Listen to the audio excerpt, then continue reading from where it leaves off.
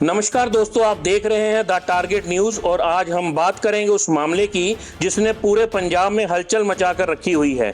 नंगल शहर में ठेकेदार नरेंद्र कुमार कांडा पर लगे यौन उत्पीड़न के आरोप अब गंभीर मोड़ पर पहुंच चुके हैं। हाईकोर्ट ने उसकी अंतरिम जमानत याचिका खारिज कर दी है और अब पुलिस बड़े एक्शन मोड में है। ठेकेदार नरेंद्र कांडा, जो कांग्रेस पार्टी के बड़े नेताओं का चहेता था, वह केंद्र सरकार की कंपनी नेशनल फर्टिलाइजर लिमिटेड यानी एनएफएल में आउटसोर्सिंग के जरिए कर्मचारियों की सप्लाई करता रहा है। पर यौन उत्पीड़न के 2 गंभीर मामले दर्ज हो चुके हैं।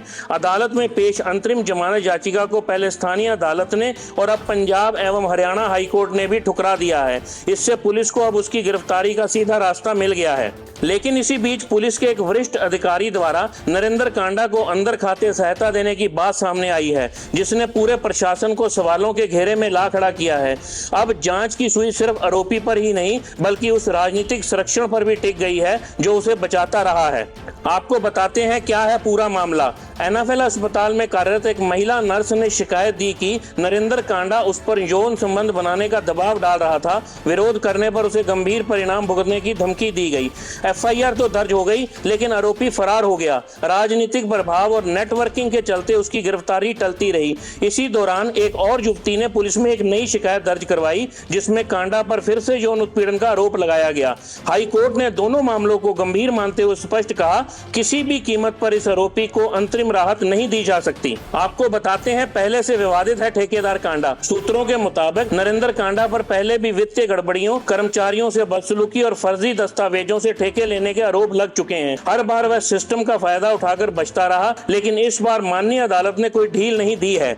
उधर एनएफएल और प्राइमो कंपनी सवालों के घेरे में आ गई है। ठेकेदार कांडा ने ब्लैक लिस्टेड होने के बावजूद अलग अलग नामों से ठेके कैसे लिए, यह बड़ा सवाल है जो अब एनएफएल और एक प्राइवेट कंपनी प्राइमो की भूमिका को कटघरे में खड़ा कर रहा है। स्थानीय सूत्रों का दावा है कुछ अधिकारी वर्षों से कांडा को सुरक्षित कर रहे थे और उसकी खास सेवाओं के बदले आंखें मूंदे बैठे थे। हालांकि एनएफएल प्रबंधन ने सभी आरोपों से पल्ला झाड़ते हुए कहा है कि उनका कांडा से कोई संबंध नहीं है। लेकिन जनता अब जानना चाहती है, अगर ऐसा है तो फिर ब्लैक लिस्टेड व्यक्ति बार बार ठेके कैसे हासिल करता रहा। आपको बताते हैं पीड़िता की आपबीती और उम्मीद। पीड़िता ने बताया कि आरोपी अक्सर नई भर्ती की गई लड़कियों पर दबाव डालता था। उसका व्यवहार डराने और धमकाने वाला था। कुछ अन्य महिलाओं ने भी इसी तरह की घटनाओं का जिक्र किया है, जो इस मामले को और भी संवेदनशील बना देता है। अब जब हाई कोर्ट ने आरोपी की जमानत याचिका खारिज कर दी है, पीड़िता और उसका परिवार न्याय की उम्मीद के साथ इस मामले की अगली कार्रवाई की प्रतीक्षा कर रहे हैं। तो दोस्तों, अब देखना यह होगा क्या पुलिस निष्पक्ष कार्रवाई कर पाती है या फिर राजनीतिक दबाव एक बार फिर न्याय पर भारी पड़ता है। द टारगेट न्यूज इस पूरे मामले पर नजर बनाए हुए है। अगर आप चाहते हैं कि पीड़िता को न्याय मिले और ऐसे आरोपियों को कड़ी सजा मिले तो इस वीडियो को लाइक करें, शेयर करें और हमारे चैनल को सब्सक्राइब जरूर करें। आप देख रहे थे द टारगेट न्यूज। सच के साथ बने रहिए हमारे साथ अगली अपडेट के लिए।